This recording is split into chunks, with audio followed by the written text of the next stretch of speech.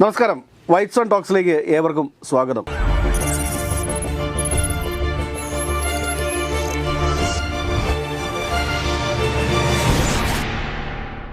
സാറേ നമസ്കാരം.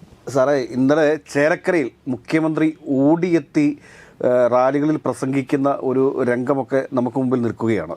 കാരണം നമ്മൾ പറഞ്ഞതിനൊക്കെ അപ്പുറമാണ് ചേലക്കരയിലെ അവസ്ഥ എന്ന് വേണം മനസ്സിലാക്കാനായിട്ട്. കാരണം പിണറായി വിജയനെതിരെയുള്ള ശക്തമായ ഒരു തരംഗം ചേലക്കരയിൽ ഉണ്ട് എന്ന് വേണം മനസ്സിലാക്കാനായിട്ട്. കാരണം CPM-നകത്തും അതോടൊപ്പം തന്നെ LDF-ൻ്റെ മറ്റ് ഘടകകക്ഷികളും പൂർണ്ണമായിട്ടും ഈ പിണറായി വിജയന് എതിരെ പ്രവർത്തിക്കുന്ന ഒരു കാഴ്ചയുണ്ട്. കാരണം CPM-നെ ആത്മാർത്ഥമായിട്ട് സ്നേഹിക്കുന്ന ആളുകളും ഘടകകക്ഷികളിലെ മറ്റാളുകളും ഒരുമിച്ച് നിന്നുകൊണ്ട് തന്നെ ഇത്തവണ ചേലക്കരയിൽ അരിവാൾ ചുറ്റിക നക്ഷത്രത്തിലെ സ്ഥാനാർത്ഥി വിജയിക്കേണ്ട എന്നൊരു കർക്കശ തീരുമാനം എടുത്തതുപോലെയാണ് നമുക്ക് കാണാൻ വേണ്ടി സാധിക്കുന്നത്. പല പ്രമുഖ CPM നേതാക്കന്മാരുമൊക്കെ ആയിട്ട് സംസാരിക്കുന്ന സമയത്ത് അവരൊക്കെ പറയുന്നതാണ്, ഇത്തവണ ചേലക്കരയിൽ CPM സ്ഥാനാർത്ഥി പരാജയപ്പെടും. ആ ഒരു പരാജയം അവിടെ സംഭവിച്ചില്ല എങ്കിൽ കേരളത്തിൽ തന്നെ CPM ഇല്ലാതാകുന്ന ഒരു രാഷ്ട്രീയ കാലാവസ്ഥയുണ്ടാവും. അതുകൊണ്ട് ചേലക്കരയിൽ CPM പരാജയപ്പെടണം, CPM സ്ഥാനാർത്ഥി പരാജയപ്പെടണം. അതോടൊപ്പം തന്നെ പാലക്കാടും P. സരിൻ എന്ന കോൺഗ്രസിൽ നിന്ന് കാലുമാറി വന്നിട്ടുള്ള സഖാവും അവിടെ പരാജയപ്പെടണം എന്നുള്ള ഒരു ഉറച്ച തീരുമാനം ഈ കമ്മ്യൂണിസ്റ്റ് അല്ലെങ്കിൽ ഇടത് പ്രവർത്തകരിൽ ഉണ്ട് എന്ന് തന്നെ വേണം മനസ്സിലാക്കേണ്ടത്. ഈ ഒരു ഗ്രൗണ്ട് റിയാലിറ്റി മനസ്സിലാക്കിയത് കൊണ്ടാണ് മുഖ്യമന്ത്രി പിണറായി വിജയൻ ഇന്നലെ വീണ്ടും ചേലക്കരയിൽ ഓടിയെത്തുകയും ഒന്നിലധികം പൊതുസമ്മേളനങ്ങളിൽ പൊതുയോഗങ്ങളിൽ പ്രസംഗിക്കുകയും ഒക്കെ ചെയ്തിട്ടുള്ളത്. അങ്ങനെ അങ്ങ് വിട്ടുതരാൻ മനസ്സില്ല, സാധിക്കില്ല ചേലക്കര എന്നൊക്കെയുള്ള പ്രഖ്യാപനത്തിലേക്കൊക്കെ മുഖ്യമന്ത്രിക്ക് വരേണ്ടതായി വിട്ടു വന്നിട്ടുണ്ട്. ശരിക്കും ചേലക്കരയിലെ രാഷ്ട്രീയ കാലാവസ്ഥ LDF-ന് എതിരാണ് എന്ന് വേണം നമ്മൾ മനസ്സിലാക്കാനായിട്ട്. ചേലക്കര എന്ന് പറയുന്നത് യഥാർത്ഥത്തിൽ CPM-നെ സംബന്ധിച്ചിടത്തോളം കഴിഞ്ഞ കാൽനൂറ്റാണ്ട് കാലമായി നല്ല ചേലുള്ള കരയായിരുന്നു. പക്ഷേ ഇപ്പോൾ അത്ര ചേലുള്ള കരയല്ല ചേലക്കര എന്നുള്ളത്. നാളെയാണല്ലോ ഇലക്ഷൻ, തീർച്ചയായിട്ടും വളരെ പെട്ടെന്ന് തന്നെ ആളുകൾക്ക് മനസ്സിലാവും. പക്ഷേ ഇതിൽ നമ്മൾ കാണേണ്ട ഒരു സംഭവം, ഈ കഴിഞ്ഞ ദിവസം കോൺഗ്രസ് നേതാവായ മാത്യു കുഴൽനാടൻ MLA വളരെ ശക്തമായ ഭാഷയിൽ ഒരു കാര്യം അവിടെ അവതരിപ്പിച്ചിട്ടുണ്ടായിരുന്നു. ചേലക്കരയിൽ MLA-യും മന്ത്രിയുമായ രാധാകൃഷ്ണനെ എന്തുകൊണ്ടാണ് അവിടെ നിന്നും മാറ്റി അദ്ദേഹത്തിനെ MP ആക്കി ഇവിടെ പാർലമെൻറ്റിലെ ഒരു മൂലക്കൊണ്ട് ഇരുത്തിയതിൻ്റെ കാരണമാണ് പറഞ്ഞിരുന്നത്. അദ്ദേഹത്തെ മാത്യു കുഴൽനാടൻ്റെ പ്രസ്താവന ഒരു ദളിതനായ ഒരു മുഖ്യമന്ത്രി CPM-ന് ഒരു മുഖ്യമന്ത്രി ഉണ്ടാകുന്നത് ഒഴിവാക്കാൻ വേണ്ടി ചെയ്തു എന്നുള്ളതാണ്. പക്ഷേ നമ്മൾ അതിനപ്പുറത്തേക്ക് ഞാൻ അദ്ദേഹത്തിന് വെറും ദളിതനായ ഒരു നേതാവായിട്ടല്ല K. രാധാകൃഷ്ണനെ കാണുന്നത്. ഇപ്പോൾ പിണറായി വിജയൻ മന്ത്രിയാവുന്ന അതേ മന്ത്രിസഭയിൽ തന്നെ മന്ത്രിയായിരുന്ന ആളാണ് ഈ പറയുന്ന K. രാധാകൃഷ്ണൻ. ഏതാണ്ട് പിണറായി കഴിഞ്ഞാൽ ഈ മന്ത്രിസഭയിൽ ഏറ്റവും സീനിയറായിരിക്കുന്ന CPM നേതാവും മന്ത്രി എന്നതിനൊക്കപ്പുറത്തേക്ക് പാർട്ടിയിൽ വളരെ സീനിയറായിട്ടുള്ള നേതാവ് കൂടിയാണ് K. രാധാകൃഷ്ണൻ. അദ്ദേഹം ഇവിടെ എന്തെങ്കിലും കാരണവശാൽ, ഇനിയുണ്ടല്ലോ 1.5 വർഷം കൂടി, എന്തെങ്കിലും കാരണവശാൽ മുഖ്യമന്ത്രി പദത്തിൽ നിന്നും പിണറായി വിജയൻ മാറേണ്ടി വന്നാൽ തീർച്ചയായിട്ടും മുഖ്യമന്ത്രി സ്ഥാനത്തേക്ക് വരേണ്ട ഒരു നേതാവ് തന്നെയാണ് K. രാധാകൃഷ്ണൻ. ഈ K. രാധാകൃഷ്ണനെ യഥാർത്ഥത്തിൽ ഇല്ലാതാക്കുകയാണ് ചെയ്തത് എന്നുള്ളതാണ്. നമ്മൾ നോക്കൂ, കഴിഞ്ഞ പ്രാവശ്യം വടകരയിൽ മത്സരിക്കാൻ വേണ്ടിയിട്ട് എന്തിനാണ് KK ശൈലജയെ കൊണ്ടുവന്നത്? കേരളത്തിൽ 1ാം പിണറായി സർക്കാരിൻ്റെ കാലത്ത് ഏറ്റവും കൂടുതൽ ജനപ്രീതി ഉണ്ടായിരുന്ന മന്ത്രി എന്ന് പറയുന്നത് KK ശൈലജയായിരുന്നു. KK ശൈലജയെ പിന്നീട് നമ്മൾ ഇപ്പോൾ കാണുന്നത് എന്താണ്? ആർക്കും ഒരു വിലയില്ലാത്ത നിലയിലേക്ക് അവനെ മാറ്റിയില്ലേ? ഇതാര് ചെയ്തതാണ്? എന്തുകൊണ്ട് ചെയ്തതാണ്? ഇപ്പം മുഖ്യമന്ത്രിക്കാളേറെ വോട്ട് കിട്ടി ജയിക്കുകയും ഈ കഴിഞ്ഞ 1ാം പിണറായി സർക്കാരിൻ്റെ കാലത്ത്, 1ാം പിണറായി സർക്കാർ എന്ന് പറയുന്നതൊക്കെ നല്ലത് 1ാം ഇടതുപക്ഷ സർക്കാർ എന്ന് പറയുന്നതായിരിക്കും, ആ കാലത്ത് 2ാം പിണറായി സർക്കാരിലേക്ക് വഴിമാറി വന്നത് എന്തുകൊണ്ടാണ് എന്ന് ചോദിച്ചാൽ ടീച്ചറുടെ കൂടി പ്രവർത്തന മികവ് കൊണ്ടായിരുന്നു എന്നുള്ളത് സാധാ പാർട്ടി പ്രവർത്തകർ പോലും ചർച്ച തുടങ്ങിയപ്പോഴാണ് ടീച്ചറെ ഏത് രീതിയിൽ ഇല്ലാതാക്കണം എന്നുള്ളത്. നമുക്കറിയാലോ, നവകേരള യാത്രയിൽ മട്ടന്നൂരിൽ വെച്ച് ടീച്ചറെയും ടീച്ചറുടെ ഭർത്താവിനെയും അധിക്ഷേപിച്ചുകൊണ്ട് പൊതുപ്രസംഗത്തിൽ മുഖ്യമന്ത്രി എന്താ പറഞ്ഞതെന്നുള്ളത് എല്ലാ ആളുകളും കേട്ടതാണ്. എന്തിനാണ് KK ശൈലജയെ കൊണ്ടുവന്ന് യഥാർത്ഥത്തിൽ ഈ പറയുന്ന വടകരയിൽ തോൽപ്പിച്ച് അവർക്ക് യാതൊരു തരത്തിലുള്ള ജനപ്രീതിയും ഇല്ലെന്നും ഇതൊക്കെ വെറുതെ ഉണ്ടാക്കിയതാണെന്നുള്ള രീതിയിൽ വരുത്തി തീർക്കാൻ വേണ്ടി ശ്രമിച്ചു എന്നുള്ളതാണ്. KK ശൈലജ എന്ന നേതാവിൻ്റെ രാഷ്ട്രീയ ഭാവി ഇരുളടയുന്ന രീതിയിലുള്ളൊരു പ്രവർത്തനം അവിടെ കണ്ടത്. അതേക്കാൾ ഭീകരമാണ് യഥാർത്ഥത്തിൽ ഈ പറയുന്ന ചേലക്കരയിൽ MLA ആയിരുന്ന മന്ത്രിയായിരുന്ന ഈ മന്ത്രിസഭയിൽ യഥാർത്ഥത്തിൽ 2ാമനായിരുന്ന K. രാധാകൃഷ്ണനെ അവിടെ നിന്നും മാറ്റി ഇപ്പോൾ പ്രദീപ് എന്ന് പറയുന്ന ഒരാളിനെ, ഒരു നേരത്തെ MLA ഒക്കെ ആയിരുന്ന ആളാണ്, അദ്ദേഹത്തെ കൊണ്ടുവരുന്നത്. യഥാർത്ഥ ചേലക്കരക്കാർക്കുണ്ടായ നഷ്ടത്തിന് എങ്ങനെയാണ് CPM കണക്ക് പറയുക? ഇപ്പോൾ CPM പറയാറുണ്ട് ആരെയും എപ്പോഴും എങ്ങനെയും മാറ്റുകയും ഒക്കെ ചെയ്യും. രാധാകൃഷ്ണൻ പറയാറുണ്ട് എന്നെ പാർട്ടി എന്ത് നിയോഗമാണ് ഏൽപ്പിക്കുന്നത് അത് ഞാൻ ഏറ്റെടുക്കുന്നൊക്കെ. പക്ഷേ രാധാകൃഷ്ണനെ സംബന്ധിച്ചിടത്തോളം അദ്ദേഹം ഒറ്റത്തടിയാണ്. അദ്ദേഹത്തിന് യാതൊരു തരത്തിലുള്ള സാമ്പത്തികമായ താല്പര്യങ്ങളില്ല, മറ്റു താല്പര്യങ്ങളൊന്നുമില്ലാത്തൊരു വളരെ സ്വത്വികനായ കമ്മ്യൂണിസ്റ്റാണ്. ആ കമ്മ്യൂണിസ്റ്റ് നേതാവിനെ എന്തിനാണ് ഈ നിലയിലേക്ക് മാറ്റിയത് എന്നും യഥാർത്ഥത്തിൽ ചേലക്കരക്കാർക്കുണ്ടായ നഷ്ടം എങ്ങനെ നികത്തപ്പെടുമെന്നുള്ളതാണ് ഒന്ന് വിഷയം. പിന്നെ മുഖ്യമന്ത്രി വലിയ പറന്ന് വന്ന് വീണ്ടും അവിടെ വലിയ രീതിയിൽ 2 റാലികളിൽ പ്രസംഗിച്ചു. 2 റാലിയിൽ പ്രസംഗിക്കുമ്പോഴും അദ്ദേഹത്തിനെതിരെയുള്ള ജനവികാരം കൂടുതൽ ശക്തമാകുന്ന കാഴ്ചയാണ് നമ്മൾ ചേലക്കരയിൽ കണ്ടതെന്നുള്ളതാണ്.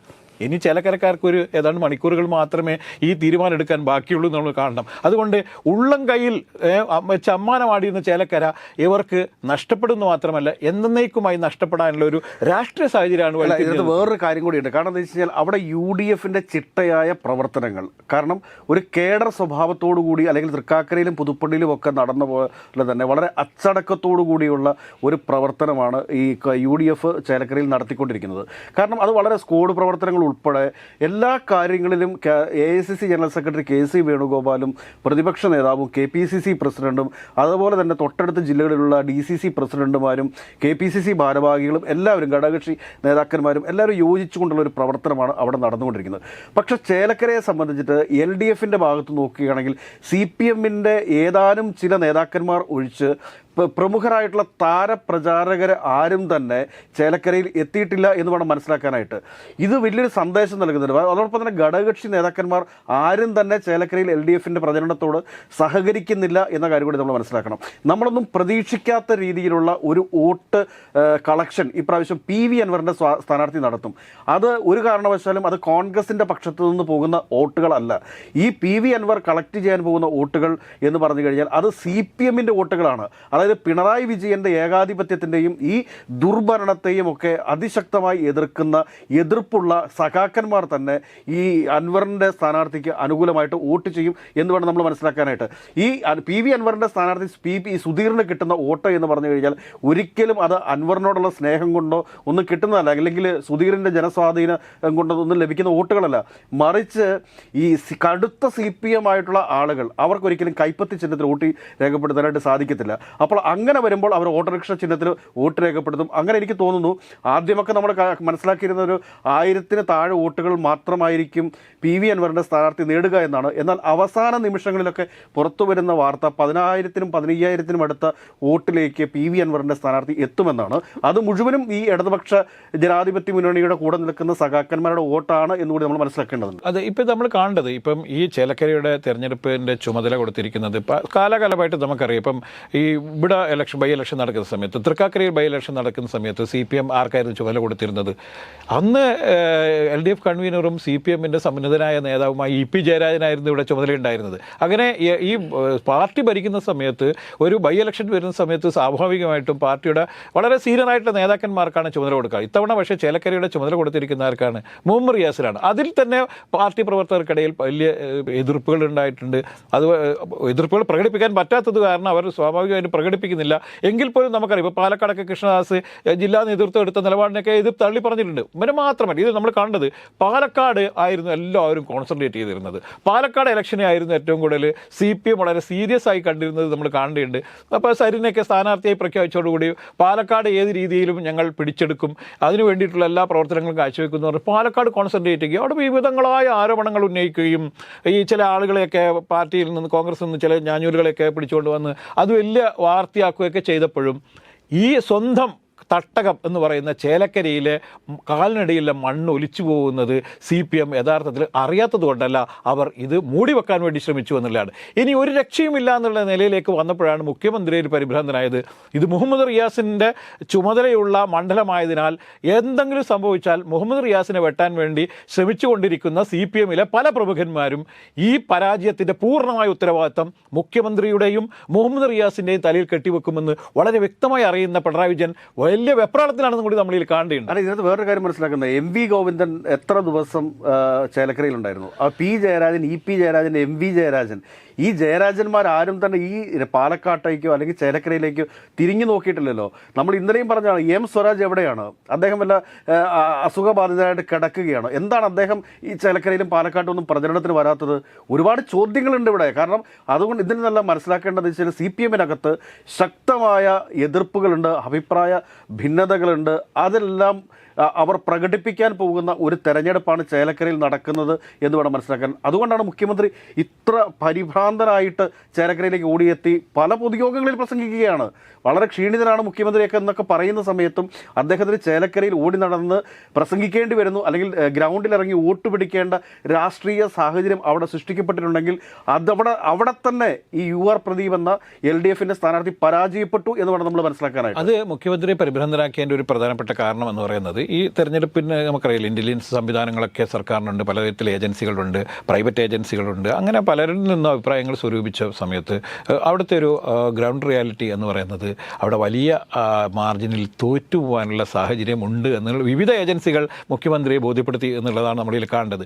ഇതിൽ അദ്ദേഹം പരിഭ്രാന്തനാണ്. സ്വാഭാവികമായിട്ടും ഈ തെരഞ്ഞെടുപ്പിന് ഇനി പൊതു തെരഞ്ഞെടുപ്പിന് ഏതാണ്ട് 1.5 വർഷം മാത്രം ശേഷിക്കെ സ്വന്തം തട്ടകത്തിൽ വലിയ പരാജയം ഏറ്റുവാങ്ങിയാൽ അത് കേരളത്തിൽ മൊത്തത്തിൽ സർക്കാരിനെതിരെ നടക്കുന്ന വലിയ പ്രതിഷേധത്തിൻ്റെ ഭാഗമാണ് എന്നും ഈ സർക്കാരിന് യഥാർത്ഥത്തിൽ ജനങ്ങളുടെ ഇടയിലുള്ള പ്രീതി പൂർണ്ണമായും നഷ്ടപ്പെട്ടിരിക്കുന്നു എന്നുള്ള സത്യം മുഖ്യമന്ത്രി തിരിച്ചറിയും എന്നുള്ളതാണ്. മുഖ്യമന്ത്രി ഇതുവരെ തിരിച്ചറിഞ്ഞില്ല. മുഖ്യമന്ത്രി ഒഴികെ ബാക്കി എല്ലാ ആളുകളും യഥാർത്ഥത്തിൽ കേരളത്തിൽ ഇപ്പോൾ ഉള്ള LDF ഭരണത്തിനെതിരെ അതിശക്തമായ മുന്നേറ്റം ഉണ്ട് എന്നുള്ള കാര്യം എല്ലാവർക്കും അറിയാം. ഇപ്പോൾ പാർലമെൻറ്റ് തെരഞ്ഞെടുപ്പിൽ യഥാർത്ഥത്തിൽ ജനങ്ങളത് പ്രകടിപ്പിച്ചതാണ്. പക്ഷേ മുഖ്യമന്ത്രി മാത്രം ആ റിയാലിറ്റി അംഗീകരിച്ചിട്ടില്ല.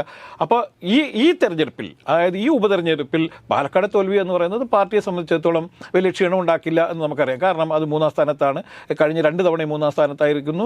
ഏതാണ്ട് ഒരു ഉറച്ച UDFന്റെ മണ്ഡലം എന്നുള്ള രീതിയിൽ തന്നെ പറയാവുന്ന സ്ഥലമാണ് പാലക്കാട് എന്നുള്ളത് കൊണ്ട് തന്നെ അതിലെ തോൽവിയൊന്നും ക്ഷീണതയില്ല. അപ്പം വയനാട്ട് ബൈ ഇലക്ഷനിലും ഏത് തരത്തിലെ തിരിച്ചടി ഉണ്ടായാലും അതൊന്നും ഈ സർക്കാരിനെ ബാധിക്കില്ല. പക്ഷേ ചേലക്കരയിൽ തിരിച്ചടി ഉണ്ടായാൽ അത് 2 രീതിയിൽ ബാധിക്കും. ഒന്ന്, CPM ഈ രാധാകൃഷ്ണനോട് കാണിച്ച വഞ്ചനാപരമായ നിലപാട് ജനങ്ങൾ ഒരു തരത്തിൽ ഉൾക്കൊണ്ടിട്ടില്ല എന്ന് മനസ്സിലാക്കും. അതേപോലെ തന്നെ പിണറായി വിജയൻ്റെ ഈ ഭരണ തകർച്ചയിൽ ജനങ്ങൾ വലിയ രീതിയിൽ പ്രതികരിച്ചിരിക്കുന്നു എന്നും കൂടി മനസ്സിലാക്കേണ്ടതുണ്ട്. അതുകൊണ്ട് ചേലക്കരയിലെ തോൽവി ഈ പാർട്ടിയുടെ അല്ലെങ്കിൽ ഈ സർക്കാരിൻ്റെ വലിയ രീതിയിലുള്ള തിരിച്ചടിക്ക് കാരണമാകുന്നു തന്നെ നമ്മൾ ഇതിനെ വിലയിരുത്തേണ്ടതുണ്ട്. ഏതൊക്കെയായാലും ചേലക്കരയിൽ CPMഉം LDFും പരിഭ്രാന്തിയിലാണ് എന്ന് തന്നെ വേണം നമ്മൾ മനസ്സിലാക്കാനായിട്ട്.